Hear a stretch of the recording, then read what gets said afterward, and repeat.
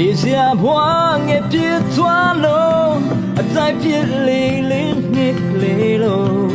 ချိန်ချိန်မှာရဆိုင်ရမှမှန်တရားမို့အဖိုင်မေတ္တာနာခိုးကဆိုညီလက်တွဲဆက်ခံရင်ရဆုံးမေရွှေအိမ်နှံတက်စီမှာကေယေရှုဒီစကန်ကူအိမ်တော်ပြင်းစင်လို့ပြီးသွားရင်တလာမေတော်ကဒီစကန်ဒီလာဘီကဘာကြီးနောက်ဆုံးနေရောက်ပြီခိုးလုံးစရာနေရသည်ရှိပါစေကေယေရှုဒီစကန်ကူ